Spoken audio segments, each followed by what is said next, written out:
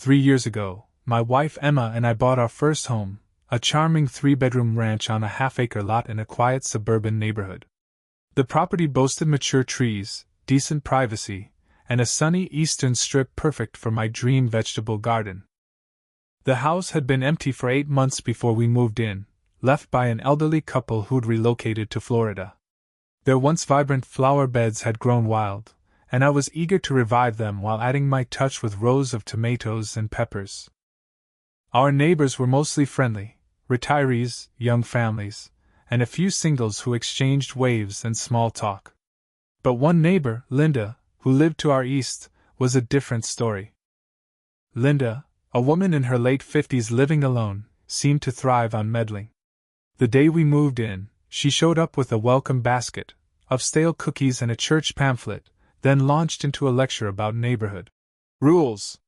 Garbage cans out no earlier than 6 p.m. The night before pickup, cans back by noon, no loud noises after 8 p.m.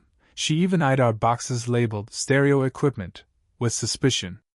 Emma and I smiled politely, but we knew Linda would be trouble. For 2 years, we dodged major conflicts, enduring her passive-aggressive notes about our lawn being too tall, or our Christmas lights being gaudy.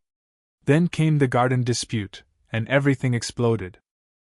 It was a crisp May Sunday, and I was in my element, planting seedlings I'd nurtured indoors for weeks. The eastern edge of our lot, where my garden sat, was bathed in morning light. With headphones on, I was lost in my playlist, digging into the soil, when a sharp tap on my shoulder jolted me. Linda stood there, arms crossed, her face twisted with rage. "What do you think you're doing?" she snapped. Confused, I gestured to my shovel and dirt-covered hands. "Gardening. Planting my vegetables." Her voice turned venomous. "Not on my land, you're not." I was floored. "This is my garden, Linda. It's been here for 2 years, and it's on our property."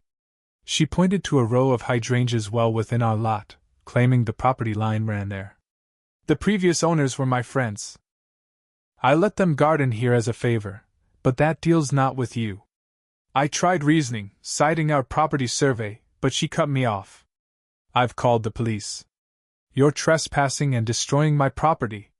My jaw dropped. "The police? Over a vegetable garden?" Before I could respond, she stormed off. I called Emma, who was grocery shopping, and filled her in. "She did what?" she gasped. I grabbed our closing documents, including the survey map, and snapped photos of the garden for evidence. Linda watched from her window, glaring. 20 minutes later, Officer Daniels arrived. Linda rushed out, waving her arms. "Officer, this man's trespassing and ruining my lawn."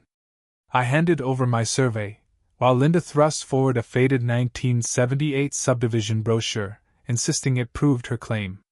Daniels studied both, then shook his head. "Ma'am, this is a marketing sketch, not a legal document. The survey shows this is his property." Linda fumed, muttering about possession being 9/10 of the law. But Daniels was clear: no crime, just a civil dispute. She stormed back to her house, slamming the door. The next evening, I came home to a gut punch. My garden was obliterated, seedlings uprooted, soil gouged, decorative borders smashed. Emma gasped. "Linda did this!" Furious, we called the police. Officer Patel arrived, took photos, and questioned Linda, who played innocent, claiming she was at a doctor's appointment all day. Without video evidence, Patel could only file a vandalism report. That night, Emma and I vowed to fight back. We ordered a security camera system and scheduled a surveyor to install official markers. The next day, I replanted my garden, noticing Linda's curtains twitch as she watched. Monday, the surveyor confirmed our garden was well within our lot, 3 feet inside the boundary. He placed metal stakes and bright pink string to mark the line. That evening, Linda marched over, livid. "You can't put stakes on my property." I smiled calmly. "These are on our land, Linda. We have notarized documents. Feel free to hire your surveyor." Pointing to our new cameras, I added, And we're recording now. Her face flashed with anger, then something like fear, before she retreated. A week later, I checked the camera footage and froze. At 2 a.m., Linda had crept onto our property with garden shears, cutting the boundary string and spray painting a stake black. My blood boiled. This wasn't just a spat, it was criminal. I called the police, providing the footage on a USB drive. Officer Daniels returned, shaking his head at the video. This is clear-cut trespassing and vandalism. He issued Linda citations and warned her of harsher charges if she continued. The surveyor replaced the markers with brighter paint and flags, and we added motion-activated floodlights. If Linda tried again, she'd be caught in the spotlight. Months later, I testified at Linda's hearing. The courtroom video of her sneaking around was damning. She rambled about her land, but the judge was unmoved. Property disputes are for courts, not midnight vandalism. Linda was fined $500, ordered to pay $250 for my garden, and given a restraining order to stay 10 feet from our boundary. As we left, she glared but said nothing. 6 months later, a for sale sign appeared at her house. She moved to a condo, and our new neighbors, a young couple with a toddler, were a breath of fresh air. My garden thrived, and I savored every bite of my hard-won tomatoes. But that's not the only drama I've faced. Last year, after Emma and I were both laid off, I took a job that was a step down but promised a great team. My manager, Tom, was swamped and handed me over to another manager, Sarah. What started as a collaboration turned into a nightmare. Sarah micromanaged me relentlessly, demanding I skip lunch, cancel vacations, and take 11 p.m. weekend calls. She mocked my appearance, saying I was big for my background, and filled 3 pages with personal insults. I pushed back, which only fueled her venom. A family tragedy hit, and after Sarah screamed at me over a minor scheduling error, I broke down. I confided in Tom, who wasn't shocked. Half of Sarah's team had quit. He moved me to his team, but Sarah still hounded me with emails and even confronted me at my desk, loudly calling me unqualified. Tom intervened, but her abuse didn't stop. After 2 months, I resigned, stapling my list of Sarah's insults to my letter and CCing everyone.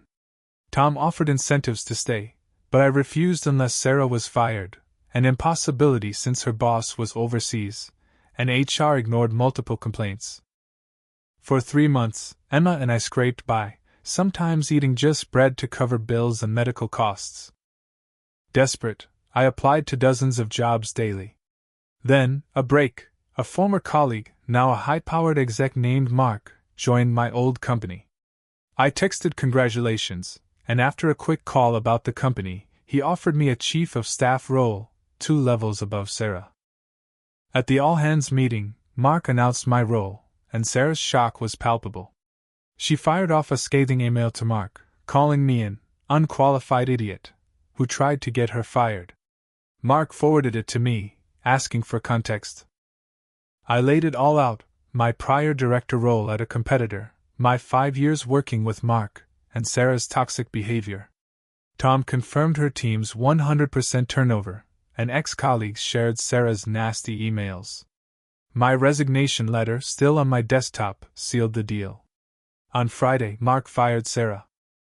I thrived in my new role, proving her wrong with every success. What do you think? Was I too harsh in standing my ground with Linda and exposing Sarah? Drop your thoughts in the comments, especially on whether playful teasing in relationships ever crosses the line. Hit that like button, subscribe, and let's keep the conversation going.